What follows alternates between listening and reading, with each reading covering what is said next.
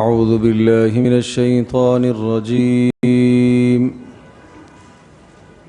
بسم الله الرحمن الرحيم. ولقد آتينا موسى الكتاب وقفينا من بعده بالرسل وآتينا عيسى ابن مريم البينات وأيدناه بروح القدس أفكلما جاءكم رسول بما لا تهوى أنفسكم استكبرتم ففريقا كذبتم وفريقا تقتلون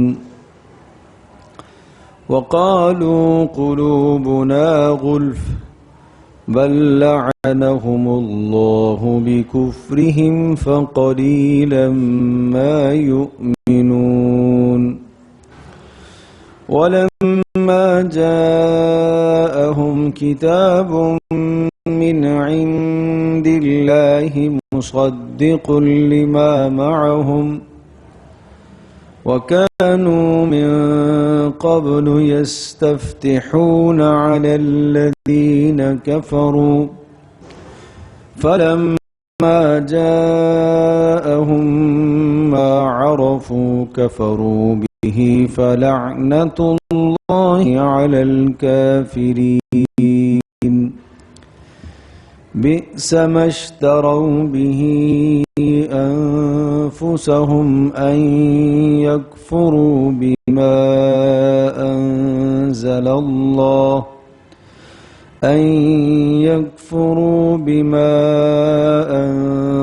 الله بغيا أن ينزل الله من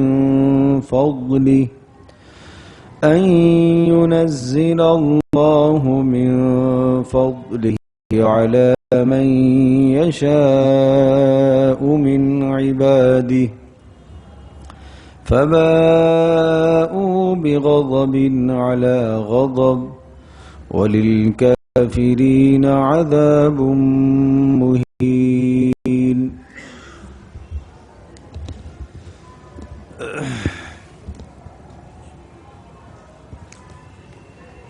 سورۃ البقرہ کا 11واں رکوع شروع ہو رہا ہے. وَلَقَدْ آتَيْنَا مُوسَى الْكِتَابَ وَقَفَّيْنَا مِن بَعْدِهِ بِالرُّسُلِ، اور یقیناً ہم نے موسیٰ کو کتاب عطا کی.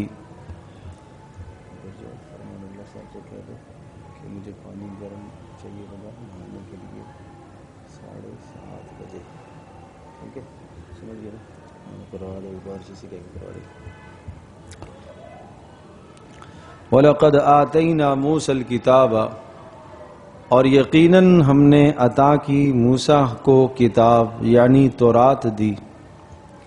وَقَفَّيْنَا مِن بَعْدِهِ بِالرُّسُلِ، قفینا قفا سے ہے، اور قفا آدمی کی گدی کو کہتے ہیں. گدی گردن کا پچھلا حصہ. اور یہ محاورہ استعمال ہوتا ہے ایک کے بعد دوسرا، دوسرے کے بعد تیسرا، تیسرے کے بعد چوتھا. جب قطار پر بہت سارے لوگ کھڑے ہوتے ہیں تو آدمی کو سامنے والے کی گدی دکھائی دیتی ہے، گردن اگلے والے کی نہیں دکھائی دیتی. تو اسی طرح سے یہاں جو ترجمہ ہے وَقَفَّيْنَا مِن بَعْدِهِ بِالرُّسُلِ، اور موسیٰ علیہ السلام کے بعد تسلسل سے ہم نے رسولوں کو بھیجا. تسلسل سے ہم نے رسولوں کو بھیجا. آپ کو یاد ہوگا عرض کیا تھا کہ یہ بنی اسرائیل کے حالات چل رہے ہیں، اور تسلسل کے ساتھ اس قوم میں اللہ پاک نے رسولوں کو بھیجا. گویا کہ ان کا جو اصل بحیثیت امت ہونے کے آغاز ہوا تھا شروع میں حضرت موسیٰ علیہ السلام اور حضرت ہارون علیہ السلام. پھر ان دونوں کے بعد تسلسل سے انبیاء آئے، ہزاروں کی تعداد میں انبیاء آئے، بستیوں میں، علاقوں میں. اچھا، انبیاء جو آتے تھے وہ چونکہ پچھلا دین کتاب شریعت موسیٰ علیہ السلام ہی کی ہوتی تھی، اور انبیاء علیہ السلام آ کر اس قوم کے اندر سدھار پیدا کرنے کی کوشش فرماتے تھے، محنت فرماتے تھے، اور اس کے بعد پھر اختتام، یہ آغاز ذکر فرمایا موسیٰ علیہ السلام سے اس امت کا آغاز ہوا، اختتام وَآتَيْنَا عِيسَى ابْنَ مَرْيَمَ الْبَيِّنَاتِ وَأَيَّدْنَاهُ بِرُوحِ الْقُدُسِ، اور پھر اس امت کا اختتام ہوتا ہے کہاں پر؟ عیسیٰ علیہ السلام پر۔ آغاز بھی نبیوں سے ہوا، اختتام بھی 2 نبیوں پر ہوا، یعنی عیسیٰ علیہ السلام اور حضرت یحییٰ علیہ السلام، یہ 2 نبی آخر میں آئے۔ اور عیسیٰ علیہ السلام کو ہم نے عطا کیا البینات، معجزات دیے، اور ان معجزات کی تفصیل آگے سورہ آل عمران میں آئے گی، مفصل آئے گی، اس لیے کہ سورہ آل عمران کا جو اصل موضوع اور خطاب ہے وہ نصارہ سے ہے، تو اس لیے وہاں تفصیل سے حضرت عیسیٰ علیہ السلام کے حالات آئیں گے۔ اور وہ معجزے کیا ہیں اختصار سے بتا دیتا ہوں۔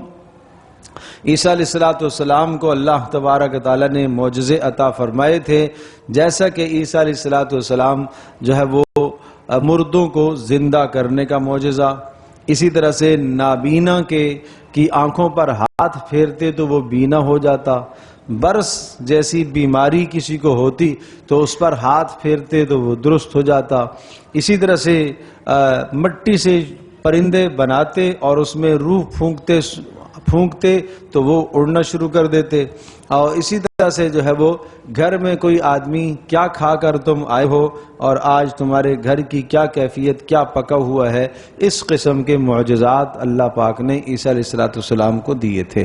اور یہ معجزات آگے سورہ آل عمران میں بھی آئیں گے، اور اس کے بعد پھر مفصل جو ہے وہ سورۃ المائدہ میں بھی ہے، لیکن جہاں جہاں یہ معجزات ذکر ہیں قرآن ایک جملہ ذکر کرتا ہے، بِإِذْنِ اللَّهِ بِإِذْنِ اللَّهِ بِإِذْنِ اللَّهِ، یہ اللہ کے حکم سے، اللہ کے حکم سے، اللہ کے حکم سے، یعنی ان تمام کے تمام معجزات میں عیسیٰ علیہ السلام کا اپنا کوئی اختیار نہیں ہے، یہ اللہ کے حکم سے۔ لہٰذا مردوں کو زندہ کر رہے ہیں، اللہ نے معجزہ عطا فرمایا، کہا بِإِذْنِ اللَّهِ، اللہ کے حکم سے ہوا ہے۔ یہ نہ کوئی سمجھے کہ عیسیٰ علیہ السلام کو اللہ پاک نے اتنا اختیار دے دیا لہٰذا وہ معبود ہونے کا کوئی عنصر ان میں پایا جاتا ہے، بالکل ایسا نہیں ہے۔ یا وہ چڑیوں کے اندر پھونکتے ہیں اور وہ اڑنا شروع کر دیتی ہیں، ایسا ہے، لیکن یہ معجزہ ہے، اللہ تبارک تعالیٰ نے انہیں اختیار دیا، اور یہ اللہ کے حکم سے ہوتا ہے، اللہ کے حکم سے ہوتا ہے۔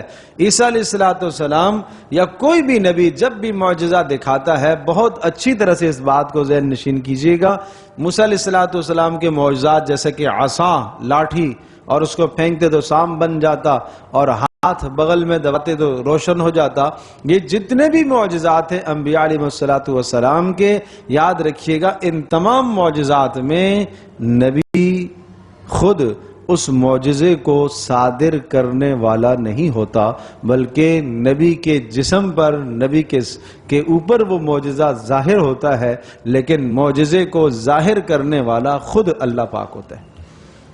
بات سمجھے بھائی؟ نبی کی شخصیت، نبی کی ذات استعمال ہوتی ہے، بیچ میں فاعل، کام کرنے والا وہ اللہ ہے۔ اور یہی وجہ ہے کہ عیسیٰ علیہ السلام کو جو اللہ نے معجزہ عطا فرمایا ہے زندہ کرنے کا، وہ یہ نہیں کہ جس مردے کو زندہ کیا تو بس وہ زندہ ہی ہو گیا، وہ تھوڑی دیر کے لیے اٹھتا تھا اور اسے کہتے تھے قوم بِإِذْنِ اللَّهِ، کھڑے ہو جاؤ اللہ کے حکم سے، وہ کھڑا ہو جاتا تھا۔ وہ سوچتا تھا شاید قیامت قائم ہو گئی ہے اس لیے مجھے اٹھایا گیا ہے، تو بتاتے عیسیٰ علیہ السلام قیامت تو نہیں قائم ہوئی ہے، میں اللہ کا رسول ہوں، نبی ہوں، یہ قوم مجھ سے معجزہ مانگ رہی ہے، اللہ نے معجزہ دیا ہے، تو وہ بس 2-4 باتیں کرتا اور پھر واپس اسی وقت مر جاتا۔ وہ ایسا نہیں کہ بس زندہ ہو گیا تو واپس گھر میں آ جائے گا، ایسا نہیں ہوتا تھا، سمجھے بھائی؟ اسی طرح سے وہ جو چڑیاں جن میں پھونکتے تھے اور وہ اڑتی تھیں، وہ بھی ان کی نظروں تک تھیں، جب نظروں سے اوجل ہوتی تو گر جاتی تھی، اس لیے کہ ایک تو اللہ تبارک و تعالیٰ کی حقیقی خلقت اور پیدائش ہے، اور ایک یہاں معجزہ ہے، تو اللہ تبارک و تعالیٰ نے اس میں فرق تو رکھا ہے۔ تو یہ ہے ہم نے عیسیٰ علیہ السلام کو معجزات عطا فرمائے، وَأَيَّدْنَاهُ بِرُوحِ الْقُدُسِ، اور ہم نے ان کی تائید کی روح القدس کے ذریعے سے، پاکیزہ روح کے ذریعے سے، پاکیزہ روح کے ذریعے سے۔ یہاں تردید ہے، رد ہے جو حضرت عیسیٰ علیہ السلام کے متعلق اور حضرت جبریل علیہ السلام کے متعلق اور عیسیٰ علیہ السلام کی والدہ کے متعلق جو نصارہ کا عقیدہ ہے تثلیث کا، کہ تین رب ہیں، تینوں کے مجموعے کا نام وہ الوہیت اور الہ اور معبود ہونا ہے۔ کہا نہیں، عیسیٰ علیہ السلام کے ساتھ حضرت جبریل علیہ السلام، روح القدس سے مراد جبریل ہے، حضرت جبریل علیہ السلام ان کے ساتھ ہوتے تھے، اور جبریل علیہ السلام کے ذریعے سے ان کو اللہ نے تقویت عطا فرمائی تھی۔ أَفَكُلَّمَا جَاءَكُمْ رَسُولٌ بِمَا لَا تَهْوَىٰ۔ اب بنی اسرائیل کی یہاں 19ویں بیماری کا تذکرہ ہے، اخلاقی خرابی کا تذکرہ ہے۔ وہ کیا ہے کہ جو چیز خواہش کے مطابق ہوتی اس کو مان لیتے، اور جو چیز اللہ کے حکم میں سے خواہش کے مطابق نہ ہوتی اسے رد کر دیتے۔ کیا آج بھی ایسا ہے کہ نہیں ہے؟ دین کا بہت سارا حصہ جو اپنی خواہشات کے مطابق ہوتا ہے، نماز اچھی چیز ہے، پڑھنی چاہیے، روزہ جی رکھنا چاہیے، یہ بھی ہے، حج یہ بھی بڑا اچھا کام ہے، آدمی جناب سفر کرتا ہے اور حرم دیکھ کے آتا ہے، مقدس جگہوں کی زیارت کر کے آتا ہے۔ ہاں، یہ سود سے بچنا چاہیے، نہیں یہ کام مشکل ہے ذرا، کاروبار میں ڈنڈی نہیں مارنی چاہیے، نہیں یہ کام ذرا مشکل ہے۔ تو جو خواہشات کے مطابق آج بھی ہے اس کو تسلیم کر لیتے ہیں، اور جو خواہشات کے مطابق نہیں ہے اس کو رد کر دیتے ہیں۔ تو یہ بیماری کس کی ہے؟ بنی اسرائیل کی، یہ یہودیوں کی بیماری ہے۔ تو ہمیں ایسا نہیں کرنا چاہیے۔ یہ مجھے اور آپ کو متنبہ کیا جا رہا ہے کہ اس چیز سے اپنے آپ کو بچاؤ۔ آج اچھے سے اچھا دیندار جو چیزیں رواج میں نہیں ہیں، معاشرے کے اندر رواج میں جو چیز نہیں ہے، اگر کوئی آدمی وہ دین کی بات بتاتا ہے، بھلے قرآن کی آیت سناتا ہے، اچھے سے اچھا آدمی بھی قبول کرنے میں تردد کرتا ہے کہ نہیں یہ کیا چیز لے آیا ہے، نہیں یہ تو ہمارے لیے مشکل ہے۔ تو بھئی ماننا اس چیز کا نام ہے کہ خواہش جی میں آئے نہ آئے، اللہ کا حکم ہے آمنا وسلم، نہ مجھے تسلیم ہے، بس اللہ کے رسول صلی اللہ تعالی وسلم کا حکم ہے، مجھے ماننا ہے، میرا جی مانے یا نہ مانے مجھے کیا کرنا ہے، اس کو تسلیم کرنا ہے۔ چلو آؤ ہم یہ عزم کرتے ہیں کہ آج کے بعد انشاءاللہ ثم انشاءاللہ اللہ کا جو بھی حکم ہمارے سامنے آئے گا، پیارے پیغمبر صلی اللہ علیہ وسلم کی جو بھی سنت ہمارے سامنے آئے گی، ہم کیا کریں گے؟ دل و جان سے اس کو قبول کریں گے۔ ہم نہیں دیکھیں گے ہمارے نفس کے خلاف ہے، معاشرے کے خلاف ہے، ہمارا جی نہیں چاہتا، نہیں۔ اس کے بعد افکلما جاءکم، فرمایا کیا ایسا نہیں ہوا جب بھی رسول، کوئی بھی رسول آیا، بتایا تھا نا کہ اللہ پاک نے رسولوں کو تسلسل سے وقفینا من بعدہ بالرسل، موسیٰ علیہ السلام کے بعد اللہ پاک نے اور کتنے رسولوں کو بھیجا۔ افکلما جاءکم رسول، کیا ایسا نہیں آیا ہوا کہ جب بھی کوئی رسول آیا ہے، کیا جب بھی کوئی رسول آیا، بما وہ چیز لے کر، لا تہوی انفسکم کہ تمہارے نفس جس کو نہ چاہتے ہوں، تو استکبرتم، تو تم نے کیا کیا؟ تکبر کر دیا۔ استکبرتم، تم نے کیا کر دیا؟ تکبر کر دیا۔ تکبر کرنے کا مطلب کیا ہوتا ہے؟ نہیں ماننا، میں تسلیم نہیں کرنا، ہماری چاہت کے مطابق نہیں ہے، نہیں ماننا۔ پھر کیا ہوا؟ پھر فَفَرِيقًا كَذَّبْتُمْ وَفَرِيقًا تَقْتُلُونَ، پھر تم نے بہت ساروں کو جھٹلایا، رسولوں کو، وَفَرِيقًا تَقْتُلُونَ، اور ایک فریق کو تم نے کیا کر دیا؟ قتل کر دیا۔ سمجھو بھائی، اتنی بے اعتدالی کہ حق بات کو جھٹلانا، اور مزید جھٹلانے پر اور مصیبت یہ کہ جب آدمی دیکھتا ہے سامنے والے کی بات جھٹلاتے آخر میں اس کو اپنے راستے سے صاف کرنے کی کوشش کرتا ہے، اس لیے کہ یہ ہماری خواہشات میں رکاوٹ بنتا ہے، یہ ہماری چاہتوں میں کیا کرتا ہے؟ رکاوٹ بنتا ہے۔ اور آج کل بھی ایسا ہی ہوتا ہے، آپ نہیں جانتے جو شخص حق بات کہنا چاہے کرتا ہے وہ لوگوں کو اچھا نہیں لگا کرتا، بہت جلد ہی اس کا صفایا ہو جاتا ہے۔ بات سمجھے بھائی؟ تو یہ بنی اسرائیل کی بدترین عادت ہے، اور مسلمانوں کو متنبہ کیا گیا کہ اس برائی سے تم اپنے آپ کو بچاؤ۔ یہ کیا بات ہوئی کہ جب بھی رسول ایسی بات لے کر آیا کہ جو تمہارے جی اور تمہارے نفسوں کو اچھی نہ لگے تو تم نے اس سے اعراض کیا اور تکبر کیا، اور پھر بہت ساروں کو تم نے قتل کر دیا اور بہت ساروں کو تم نے جھٹلا دیا۔ وَقَالُوا قُلُوبُنَا غُلْفٌ۔ تو ایک بیماری تو یہ سامنے آئی کہ جو جی میں آیا اس کو مان لیا اور جو جی میں نہ آیا اسے انکار کر دیا۔ دوسری بیماری یہ سامنے آئی کہ رسولوں میں سے بعض رسولوں کو جھٹلایا اور بعض رسولوں کو قتل کر دیا۔ اب تیسری بیماری، یہ یاد رکھیے گا، تیسری بیماری یہودیوں کی بد اخلاقی ہے کیا؟ وَقَالُوا قُلُوبُنَا غُلْفٌ، کہتے ہمارے دلوں پر تو بھائی تالے پڑے ہوئے، ہمیں تو تمہاری بات سمجھ میں نہیں آتی۔ جب بات ماننی نہ ہو تو آدمی کیا کہتا ہے؟ مجھے تمہاری بات سمجھ میں نہیں آ رہی ہے، میری سمجھ میں تو نہیں آ رہی ہے، تم کیا فلسفہ کہہ رہے ہو؟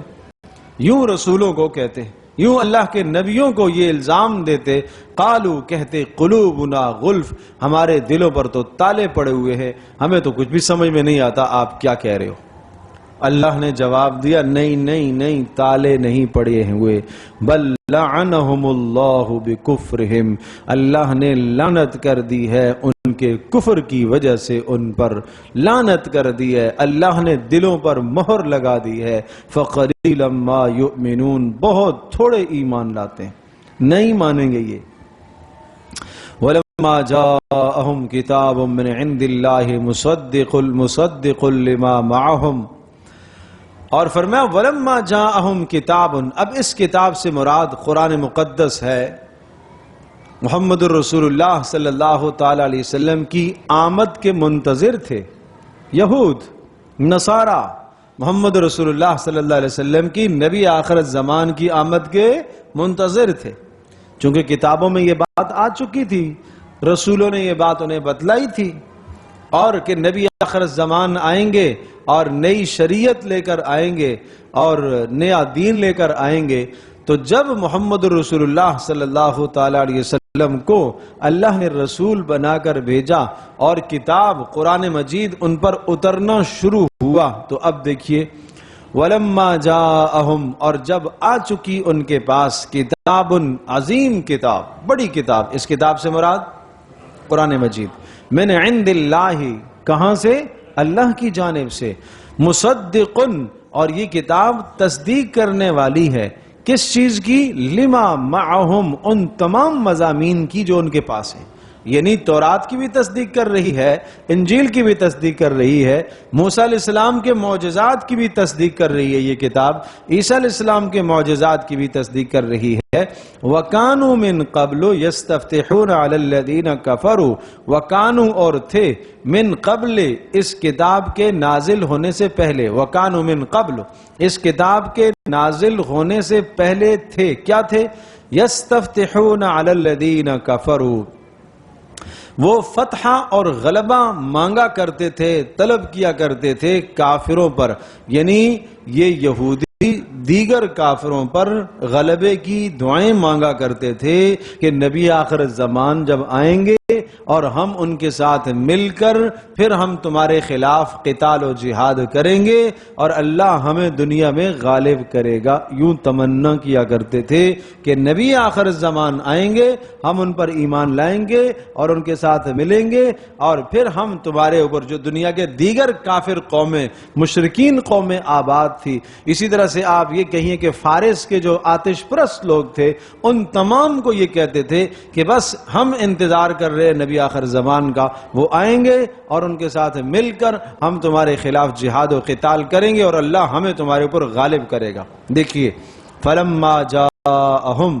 اور جب وہ آ چکے ان کے پاس، کون آ چکے؟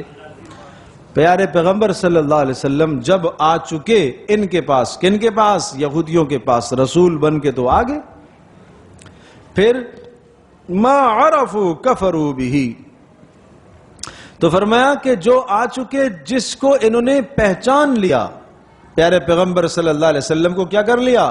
پہچان لیا، جانا نہیں، پہچانا، پہچانا، پہچان کر پھر کیا کیا؟ کفروا بہ، کیا کر دیا؟ انکار کر دیا۔ دوسرے پارے میں آتا ہے یعرفونہ کما یعرفون ابناءہم، محمد رسول اللہ صلی اللہ علیہ وسلم کو ایسے ظالم پہچانتے ہیں جیسے باپ اپنے بیٹے کو پہچانتا ہے۔ بھئی باپ اپنے بیٹے کو پہچانتا ہے، اس پہچان میں کوئی تردد نہیں ہو سکتا نا۔ بیٹا باپ کو پہچاننے میں تو تردد کر سکتا ہے، بچہ چھوٹا تھا، باپ کہیں زندگی سے نکل گیا تو شاید، ارے بچہ تو ساری زندگی اس کی باپ کے سامنے ہوتی ہے، بچپنا بھی، لڑکپن بھی، جوانی بھی، ہاں سارا ہی عمر۔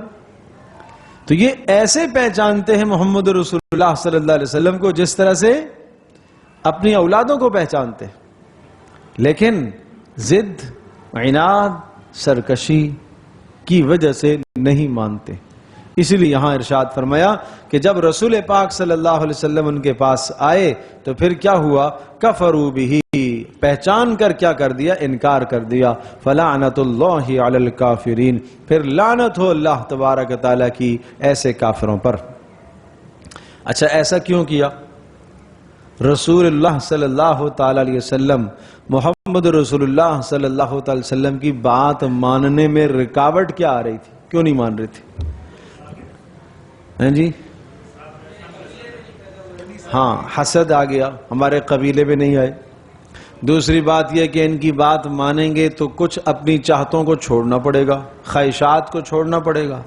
تیسری بات یہ ہے کہ ہماری چودراہٹ متاثر ہو جائے گی۔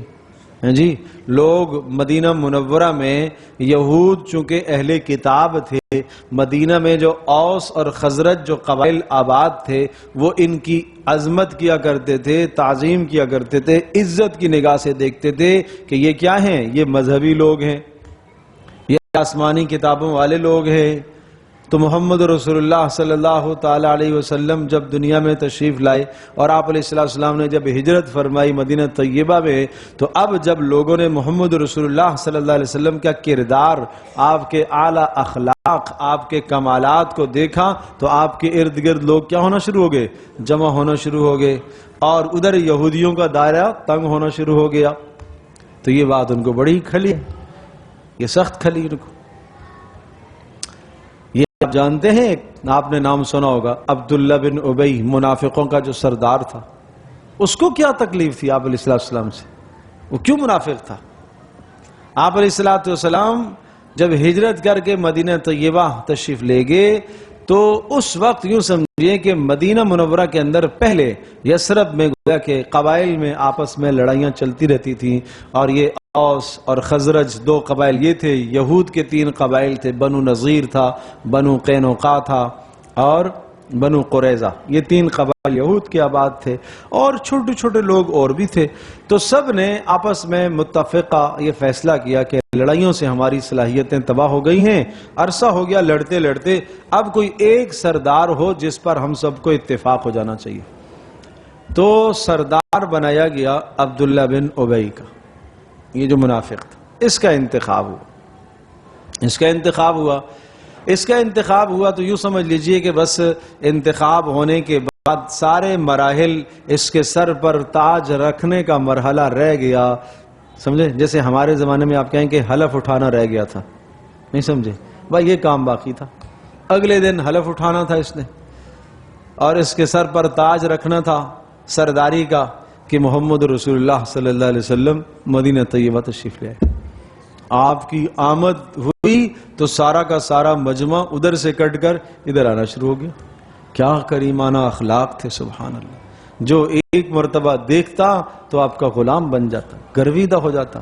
کیا خوب موتی زبان سے ارشاد فرماتے تھے، کیا خوب کلام، حسن و جمال اللہ نے دیا، اس جمال کو کوئی دیکھے تو کہے دیکھتا رہوں دیکھتا رہوں، آپ کے کلام کو کوئی سنے تو کہتا ہے سنتا رہوں سنتا رہوں، آپ کے اخلاق کو کوئی دیکھے تو جی چاہتا ہے کہ یہاں سے اٹھو نا، ایسے پیارے اخلاق تھے۔ تو یہ چیزیں کہاں تھی اس کے پاس؟ مجمع سارا ادھر آ گیا، رسول اللہ صلی اللہ علیہ وسلم کے پاس، اسے بڑی سخت تکلیف ہوئی کہ میری سیادت، میری سرداری ماری گئی، دم پر پیر آ گیا، سمجھے بھائی؟ تو پھر آہستہ آہستہ ایسا ہوا، مخالفت کرتا گیا، اسلام نہیں لایا وہ۔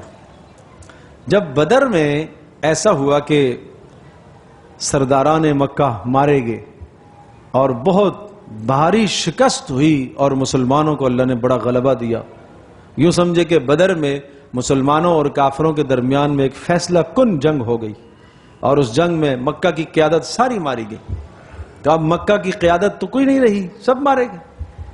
اب اس کو کھٹکا ہوا کہ اب مخالفت کرنا مناسب نہیں ہے، تو اس نے ظاہری طور پر کلمہ پڑھ لیا تھا بدر کے بعد۔ بات سمجھے بھائی؟ اب یہ کلمہ، اس کو کہتے ہیں نفاق، اس کو کہتے ہیں منافقت، اور یہ سردار تھا منافقوں کا۔ اب یہ کیا کرتا تھا؟ رسول اللہ صلی اللہ تعالی علیہ وسلم جب کوئی وعظ فرماتے، بیان کرتے، کوئی بات کرتے، تو یہ پہلے کھڑے ہو کے کہتا تھا توجہ سے سننا ان کی بات، بڑے اچھے لوگ ہیں، یہ ہے وہ ہے فلاں فلاں فلاں، سامنے تو یہ تھا اور پیچھے مت پوچھو کیا کرتا تھا۔ سورہ منافقون 28 سپارے میں جو ساری اسی کے اندر کی عکاسی کر رہی ہے کہ اس کے اندر کیا ہے، اسلام کے خلاف، مسلمانوں کے خلاف، رسول اللہ صلی اللہ علیہ وسلم کے خلاف اس کے دل میں کتنا کھوٹ بھرا ہوا ہے۔ تو میرے عزیز دوستو بزرگوں، اس طرح سے اہل حق کے خلاف دل میں کھوٹ مت پالا کرو، مت پالا کرو۔ غلطی ہے، قصور ہے، غلطی بھی ہو سکتی ہے، کسی عالم سے، کسی مولوی سے بھی غلطی ہو سکتی ہے، بھائی پیار سے، محبت سے آگے بڑھ کر کہہ دو بھائی یہ چیز اچھی نہیں ہے، اصلاح کرنے کی کوشش کرو، تنہائی میں نصیحت کرنے کی کوشش کرو، غلطیوں کو نہ اچھالا کرو، برائیوں کو نہ اچھالا کرو، اہل علم کی برائیوں کو نہ اچھالا کرو۔ تو یہ بات تھی مدینہ منورہ کے اندر، یہ جو لوگ آباد تھے ان کو یہ تکلیف تھی۔ وَلَمَّا جَاءَهُمْ كِتَابٌ مِّنْ عِندِ اللَّهِ مُصَدِّقٌ لِّمَا مَعَهُمْ۔ اچھا آگے، بِئْسَ مَا اشْتَرَوْا بِهِ أَنفُسَهُمْ، یہ سب کچھ انہوں نے کیوں کیا تھا؟ یہ سب مخالفت کیوں کی تھی؟ اپنی سیادت، اپنی قیادت اور اپنی سرداری کے لیے۔ فرمایا بِئْسَ مَا، بڑا بدترین وہ ہے، اشتروا بِهِ أَنفُسَهُمْ، کہ جو دے کر انہوں نے اپنی جانوں کو خرید لیا ہے۔ یہ کیا ظلم ہے کہ ایمان کو چھوڑ رہے ہیں اور اس کے بدلے میں کیا اپنی سیادت اور قیادت اور چودراہٹ حاصل کر رہے ہیں۔ بڑا بدترین کیا انہوں نے یہ کام، ان یکفروا بما انزل اللہ، کہ وہ کفر کر رہے ہیں ان تمام چیزوں کا جو اللہ نے ان پر اتاری، محمد رسول اللہ پر، بغین حسد کرتے ہوئے، بغض رکھتے ہوئے۔ کیوں؟ ان ینزل اللہ من فضلی، اور بغض کیا ہے کہ اللہ پاک نے نازل کیا اپنا فضل، فضل سے مراد وحی ہے، اللہ نے وحی نازل کی علی من یشاء، جس پر چاہا۔ اللہ نے وحی نازل کی کس پر؟ محمد رسول اللہ پر، اور ان کو یہ حسد کھا گیا کہ ہمارے کسی آدمی پر کیوں نہیں ہوئی۔ من عبادہ، اللہ کے بندوں میں سے اللہ جس پر چاہتا ہے وہی اتارتا ہے۔ فباؤوا بغضب علی غضب، ایک غضب کے اوپر دوسرا غضب، ایک تو شرک اور کفر میں مبتلا، دوسرا محمد رسول اللہ صلی اللہ علیہ وسلم کی مخالفت میں مبتلا ہیں۔ بدترین جرم ہے۔ وللکافرین عذاب مہین، اور ایسے کافروں کے لیے تو مت پوچھو، ذلت امیز عذاب تیار ہے۔ وَإِذَا قِيلَ لَهُمْ آمِنُوا بِمَا أَنزَلَ اللَّهُ قَالُوا نُؤْمِنُ بِمَا أُنزِلَ عَلَيْنَا وَيَكْفُرُونَ بِمَا وَرَاءَهُ۔ ایک مزید کتنی بیماری ہو گئی تھی پیچھے؟ 20 ہو گئی تھی۔ آج کی نشست میں کتنی بتائی تھی؟ 3 بتا چکا تھا نا۔ ہاں، ایک کے جو خواہشات کے مطابق ہے اس کو لے لیتے ہیں، باقی کو چھوڑ دیتے ہیں۔ دوسرا رسولوں کا قتل کرنا اور جھٹلانا، اور تیسرا ہمارے دل جو ہے وہ کیا ہے، ان میں پردہ پڑا ہوا ہے، نہیں سنتے آپ کی بات۔ اب سنیے گا ایک اور بات، وَإِذَا قِيلَ لَهُمْ، اور جب ان سے کہا جاتا ہے آمینو، کیا کرو؟ ایمان لاؤ۔ میں معنی پہلے بتا چکا تھا، آمنو کا معنی وہ ایمان لائے، آمینو میم کے نیچے زیر ہو تو آمینو حکم ہوتا ہے، اس کا کیا معنی بنتا ہے؟ آمینو ایمان لاؤ، بما انزل اللہ، اس چیز پر جو اللہ پاک نے اتاری ہے۔ قالو کہتے، قالو نؤمن بما انزل علینا، کہا جو محمد رسول اللہ لے کر آئے ہیں، قرآن کا جو حصہ وہ ہے جو ہمارے مطابق ہے اس کو تو لے لیں گے، باقی کو نہیں لیں گے۔ کیا مطلب؟ ظاہر ہے قرآن میں موسیٰ علیہ السلام کی بات آئی ہے کہ نہیں آئی ہے؟ عیسیٰ علیہ السلام کی بات آئی ہے کہ نہیں آئی ہے؟ قرآن کی وہ باتیں جو ہماری کتاب کے مطابق ہیں، شریعت کے مطابق ہیں، وہ تو لے لیں گے، اور جو ہماری شریعت کے مطابق نہیں ہیں ان کا انکار کریں گے۔ بات سمجھے بھائی؟ سنیے گا۔ قالو کہنے لگے نؤمنو ہم مان لیں گے، ایمان لے آئیں گے، بما انزل علینا جو وہ مضامین ہیں جو ہمارے اوپر اتارے گئے ہیں موسیٰ علیہ السلام کے واسطے سے، اس پر تو ہم ایمان لے آئیں گے۔ وَيَكْفُرُونَ بِمَا وَرَاءَ اور انکار کریں گے بما وراء اس کے علاوہ جو باقی ہے، باقی سب کو کیا کر لیں گے؟ وراء اس کے علاوہ۔ وَهُوَ الْحَقُّ مُصَدِّقًا لِمَا مَعَهُمْ حالانکہ باقی بھی ہے جو قرآن کا باقی حصہ وہ بھی کیا ہے؟ حق ہے، سچ ہے، اور مصدقاً اور وہ کیا کر رہا؟ تصدیق کر رہا۔ کس چیز کی؟ لما معہم جو کچھ ان کے پاس ہے اس کی بھی تصدیق کر رہا۔ پھر کیوں نہیں مان رہے؟ اب ایک الزامی سوال ہے۔ الزامی سوال سمجھتے ہو؟ اب ترجمہ کروں گا سمجھ میں آ جائے گا۔ اچھا ٹھیک ہے، مان لیتے ہیں کہ آپ کیا کرتے ہو، آپ صرف وہ مانو گے جو آپ کی کتاب میں آیا ہے، اس طرح کے مضامین جو محمد رسول اللہ صلی اللہ علیہ وسلم پر نازل ہوئے وہ تو مانو گے، اور جو مضامین محمد رسول اللہ پر ایسے آئے ہیں جو نئے آئے ہیں جو تمہاری کتاب میں نہیں ہے تو اس کو تم کیا کرو گے؟ نہیں مانتے ہو۔ تو پھر بھلا یہ بتاؤ کہ تمہاری کتاب میں تو یہ بھی بات آئی تھی کہ کسی کو قتل کرنا کیا ہے؟ جرم ہے نا، ناحق قتل کرنا کیا ہے؟ بولو، جرم ہے۔ کتاب میں تورات میں آ چکا، انجیل میں آ چکا، تمہاری کتابوں میں آ چکا، تمہارے رسولوں نے یہ بات بتلا دی ہے، اور پھر خاص طور پر رسولوں کو قتل کرنا اور رسولوں کا استہزاء کرنا۔ پھر بتاؤ، قل کہہ دیجئے فَلِمَ تَقْتُلُونَ أَنبِيَاءَ اللہ، پھر تم نے اللہ کے نبیوں کو کیوں قتل کیا ہے؟ من قبل اس سے پہلے، ان کنتم صادقین اگر تم سچے، ان کنتم مؤمنین اگر تم ایمان رکھتے ہو تو۔ کس پر؟ کہ جو ہمارے اوپر نازل ہوا ہے اس پر ہم کیا رکھیں گے؟ ایمان رکھیں گے، یعنی جو قرآن کے وہ مضامین ہیں جو ہماری کتابوں کے مطابق ہیں ہم ان پر ایمان رکھیں گے، اور جو ہماری کتابوں کے مطابق نہیں ہیں ان کو ہم جھٹلائیں گے۔ تو کہا اگر یہی بات ہے تو پھر بتاؤ نا تمہاری کتاب میں یہ بات تھی کہ نہیں تھی کہ رسولوں کا قتل کرنا جرم، کسی عام انسان کا ناحق قتل کرنا بھی جرم، چہ جائے کہ رسول کا قتل کرنا کتنا بدترین جرم ہے، کیوں قتل کیا تم نے؟ اس کو کہتے ہیں الزامی جواب۔ اللہ اکبر۔ وَلَقَدْ جَاءَكُمْ مُوسَىٰ بِالْبَيِّنَاتِ ارے ظالمو، لے کر آئے موسیٰ علیہ السلام تمہارے پاس بالبینات، معجزات، بڑے بڑے معجزات، لیکن اس کے باوجود بھی تمہاری پرانی روش یہی ہے۔ ثُمَّ اتَّخَذْتُمُ الْعِجْلَ پھر تم نے بچڑے کو اپنا معبود بنا لیا، من بعدہ موسیٰ علیہ السلام کے طور جانے کے بعد، وَأَنْتُمْ ظَالِمُونَ اور تم کیا رہے؟ ظالم۔ یہاں ظالم کا معنی کیا ہے؟ شاباش، شرک کرنے والے۔ تم کیا رہے؟ شرک ہیں۔ ظالم کا معنی صرف اتنا نہیں ہوتا کسی کو تھپڑ مارنا۔ ظلم کا مطلب کیا ہوتا ہے؟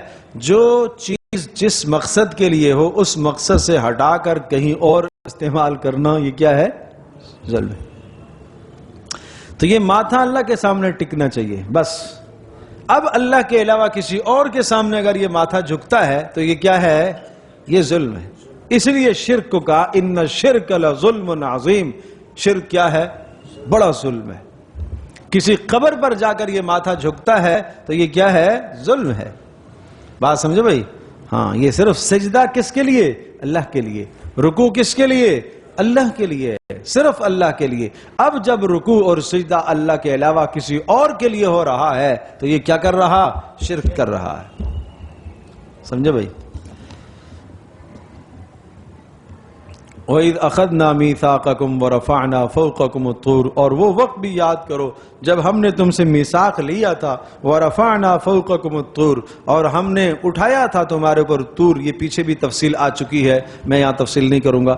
فرمایا وَإِذْ أَخَذْنَا مِيثَاقَكُمْ وہ وقت یاد کرو جب ہم نے تم سے میثاق لیا تھا، وعدہ لیا تھا، وَرَفَعْنَا اور ہم نے اٹھایا تھا، فَوْقَكُمْ تمہارے اوپر الطور، طور کو، خُذُوا مَا آتَيْنَاكُمْ بِقُوَّةٍ اور ہم نے تم سے یہ کہا تھا، کیا کہا تھا؟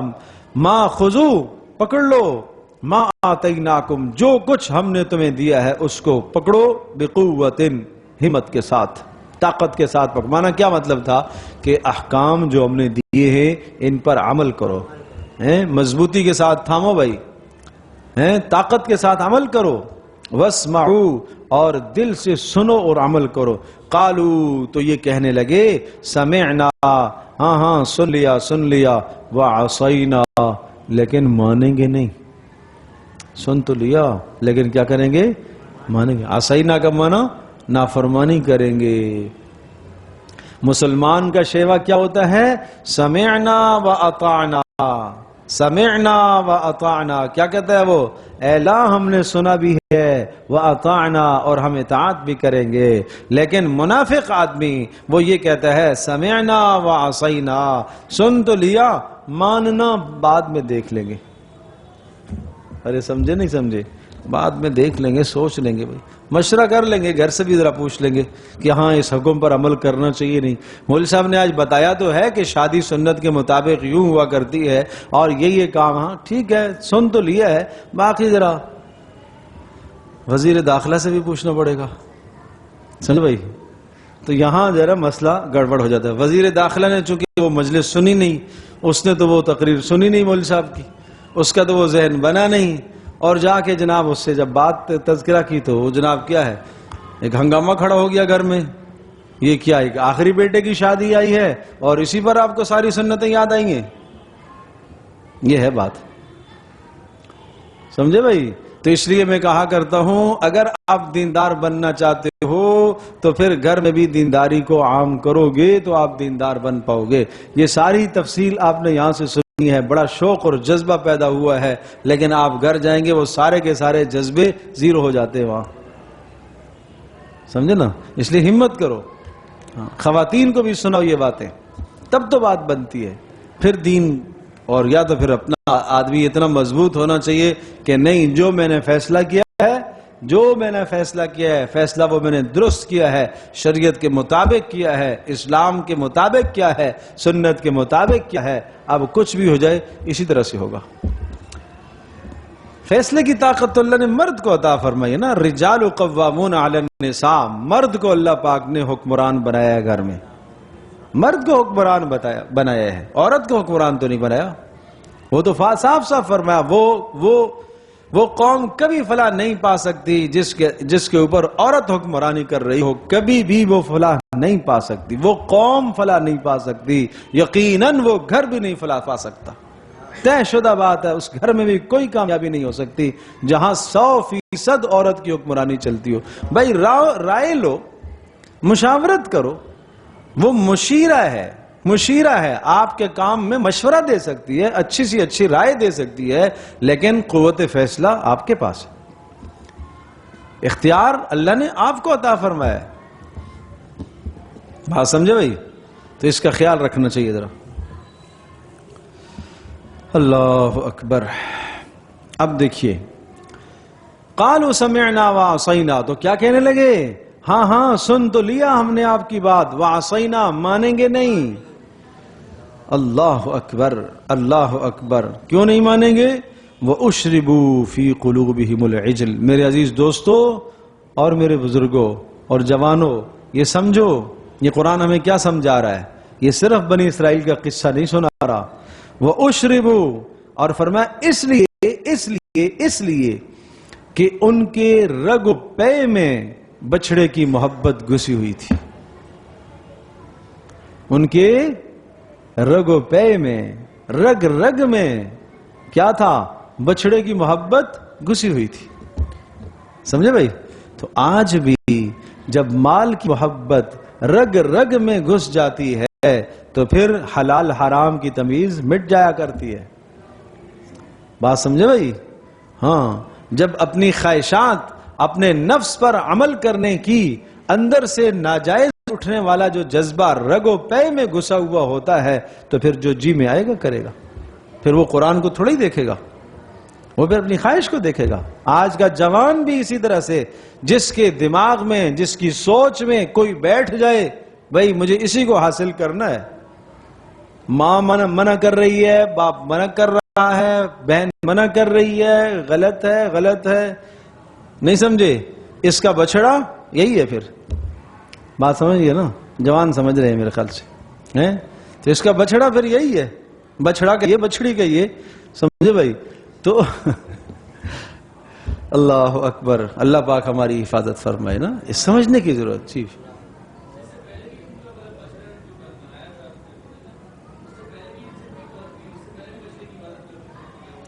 نہیں، پہلے نہیں کرتے تھے. اصل میں ہوا یہ ہے، دیکھیں یہ تو آزمائشیں، امتحانات ہیں کہ بچڑے کی جب پوجا انہوں نے کرنا شروع کی تو اس کے اندر ایک آواز جو پیدا ہو گئی تھی، یہ ہے امتحان. اور وہ ان کے دل میں ایسی بہا گئی کہ کہنے لگے بھائی یہی ہمارا رب ہے.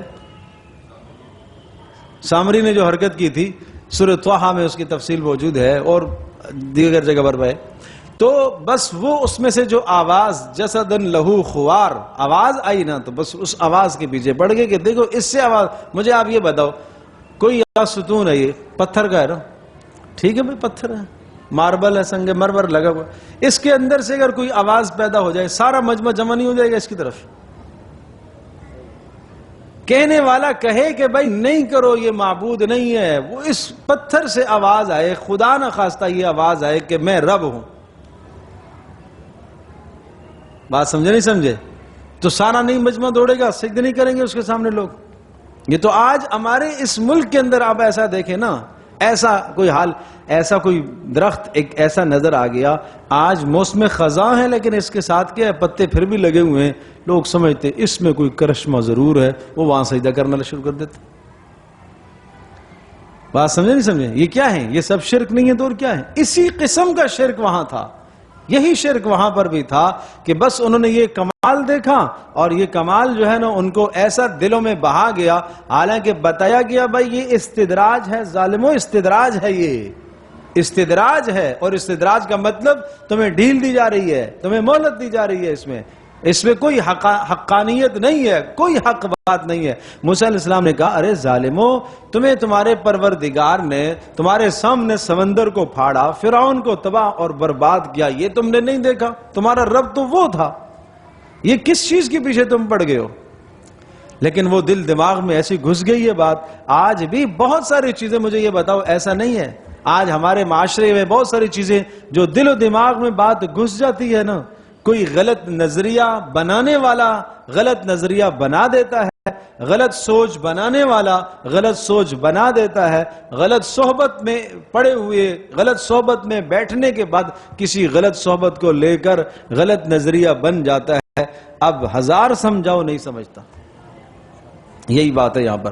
وَأُشْرِبُوا فِي قُلُوبِهِمُ الْعِجْلَ، اور ڈال دی گئی اور ان کے رگو پے میں بچڑے کی محبت گھس گئی. بِكُفْرِهِمْ، کیوں؟ اچھا یہ بات یاد رکھیے گا، یہ ایک جملہ آپ نے سنا ہوگا نا، جیسے جیسے دوا دیتے گئے ویسے ویسے مرض بڑھتی گئی. بات سمجھے نہیں سمجھے؟ جب جسم کے اندر دوا کو قبول کرنے کی صلاحیت ختم ہو گئی ہے، اس لیے کہ جسم بیکار ہو گیا ہے، معدہ بیکار ہو گیا ہے، تو اب وہ جو بھی اس کے اندر ڈالو گے دوا کے طور پر، وہ کیا ہے؟ اور خرابی پیدا کرے گا. بالکل چونکہ پہلے موسیٰ علیہ السلام کو دیکھ چکے، موسیٰ علیہ السلام پر ایمان لا چکے، اور اللہ نے اتنی نعمتیں عطا فرمائی ہیں، وہ بے شمار نعمتیں دیکھ چکے. جب ان کا انکار اس انکار پر دوسرا انکار، تیسرا انکار، چوتھا انکار، اب جیسے جیسے نئی بات آتی تو اس کو بھی انکار کرتے، تو کفر کیا ہوتا؟ بڑھتا جاتا. پہلے 2 چیزوں کا انکار تھا، اب اور باتیں آئیں تو 4 کا انکار ہو گیا، 6 آئیں تو 6 کا انکار ہو گیا، نیا حکم آیا اس کا بھی انکار ہو گیا. تو جیسے جیسے قرآن اترتا گیا کیا ہوتا گیا؟ کفر ان کا بڑھتا گیا، بیماری بڑھتی گئی. اسی طرح سے یہ ہے.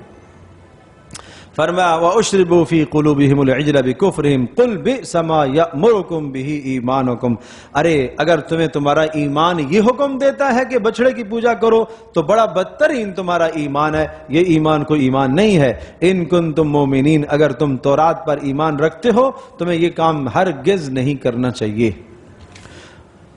اللہم صلی علی سیدنا مولانا محمد. قل ان كانت لكم الدار الآخرة عند الله خالصة من دون النساء خالص کہاں چلا گیا من دون الناس قل کہہ دیجئے ان كانت لكم الدار الآخرة اب آخرت کی تمنائیں ہم تو بڑے برگزیدہ ہیں ہمیں تو بہت کچھ ملے گا کل کہہ دیجئے ان کانت لکم الدار الآخرہ اگر آخرت کی زندگی تم سمجھتے ہو کہ خالص تمہارے لیے ہے اللہ کے یہاں کسی اور کو نہیں ملے گا تو پھر فتمنوا الموت موت کی تمنا تو کر کے دیکھو تم دعوے کرتے ہو کہ آخرت میں ہمیں کیا ملے گا جنت ملے گی نا اگر تم آخرت کے مدعی ہو کہ آخرت کی ساری کامیابیاں تمہارے پاس ہیں فتمنوا الموت تو کیا کرو موت کی تمنا کر کے دیکھو پتہ چل جائے گا ان کنتم صادقین اگر تم اس دعوے میں سچے ہو وَلَن يَتَمَنَّوْهُ قرآن کہتا ہے ہرگز تمنا نہیں کریں گے موت کی کیوں بما قدمت ایدیہم بسبب اس کے کہ آگے انہوں نے جو اپنے گناہ بھیجے ہوئے ہیں نا اس لیے کہ انسان کا جی تو وہیں لگتا ہے جہاں کوئی اچھائی بھیجی ہے آدمی نے جہاں عذاب ہی عذاب ہے وہاں ان کا جی تھوڑی لگے گا واللہ علیم بالظالمین اور اللہ پاک خوب جانتا ہے ظالموں کو خوب جانتا ہے وَلَتَجِدَنَّهُمْ اگلی بیماری کتنی ہو گئی تھی 4 ہو گئی تھی ہاں 5ویں وَلَتَجِدَنَّهُمْ اور بڑے سخت آپ حریص پائیں گے وَلَتَجِدَنَّهُمْ اور آپ پائیں گے ان کو احرص الناس علی حیاء سب سے زیادہ زندگی پر حریص مرنا چاہتا ہی نہیں ہے ظالم نہیں سمجھے اس لیے رسول اللہ صلی اللہ علیہ وسلم نے بھی بتایا کہ میری امت میں یحرم ابن آدم ویشیب منہ الاثنان انسان بھی بوڑھا ہو جائے گا لیکن اس کے اندر 2 چیزیں اور طاقت اور جان پکڑیں گی طاقتور ہوتی رہے گی جوان ہوتی رہیں گی کیا کیا حرص علی المال مال کی حرص اور حرص علی العمر اور عمر کی حرص مرنا نہیں چاہتا نہیں سمجھے 100 سال بھی زندگی ہو جاتی ہے پھر بھی دعا کرو اللہ صحت عطا کرے منع نہیں ہے ضرور کرو بھائی اب تو یہ کہو اللہ خاتمہ ایمان پر فرما دے جب تک میرے لیے زندہ رہنا بہتر ہے مجھے زندہ رکھ اے اللہ زندہ رہنا بہتر نہیں ہے تو ایمان پر خاتمہ فرما دے یہ دعا بھی مانگا کرو اللہ سے یہ بھی اللہ سے مانگا کرو صحت کی دعا بھی مانگا کرو اور عمر پر حرص نہیں ہونی چاہیے طویل زندہ رہنے کی حرص نہیں پوچھا کہ اللہ کا رسول سب سے اچھے لوگ کہا جن کی عمریں لمبی اور اعمال اچھے ہوں سب سے بدترین لوگ کہا جن کی عمریں لمبی اور اعمال برے ہوں اعمال برے ہوں ہر دن ان کا نامہ عمل میں گناہ ہی گناہ اضافہ ہو رہے نا بدترین ہو گئے تو اس لیے کہا یہود کیا کریں گے وَلَتَجِدَنَّهُمْ آپ پائیں گے ان کو احرص الناس لوگوں میں سب سے زیادہ کیا حریص لالچی علی حیات کس پر زندگی پر وَمِنَ الَّذِينَ أَشْرَكُوا اور عجیب بات یہ کہ مشرکوں سے بھی زیادہ حریص ہیں یہ مکہ کے جو مشرک تھے ان سے بھی زیادہ حریص یود احدہم ان میں سے کوئی ایک تمنا کرتا ہے کیا تمنا کرتا ہے یود احدہم ان میں کا ہر آدمی تمنا کرتا ہے لو یعمر الف سنہ کاش کہ اس کو 1000 سال کی زندگی دے دی جائے کتنی 1000 بھائی ٹھیک ہے 1000 سال بھی جی لو کہہ دو وما ہوا بمزحزحہ من العذاب ان یعمر وما ہوا اور یہ عمر کی طوالت بمزحزحہ اسے نہیں بچا سکے گی عذاب سے یہ عمر کی طوالت اس کو نہیں بچا سکے گی ان یعمر یہ یعمر کا تعلق ماں کے ساتھ ہے یہ ان یعمر کہ لمبی عمر ہونا اس کو عذاب سے نہیں بچا سکے گا عذاب تو پھر بھی آئے گا واللہ بصیر بما یعملون اور اللہ تبارک و تعالی خوب جانتا ہے جو اعمال یہ کرتے ہیں اللہ سب کے اعمال سے آگاہ ہے اللہ تبارک و تعالی ہم سب کے لیے سمجھنا عمل کرنا اور اس قرآن کا نور اللہ پاک ہمارے سینوں میں اتارتے ہیں ہمیں سمجھ نصیب فرمائے ہمیں اس کا تعلق اور محبت عطا فرمائے کہ ہم بار بار سیکھیں اور التجا اور درخواست ہے پورا ہفتہ اس رکوع کو بار بار پڑھا کریں پھر یاد رہے گا روزانہ ایک بار جتنی دیر آپ تلاوت کرتے ہو 1 مرتبہ اس رکوع کو پڑھ لیا کرو ترجمے کے ساتھ پڑھ لیا کرو انشاءاللہ یاد رہے گا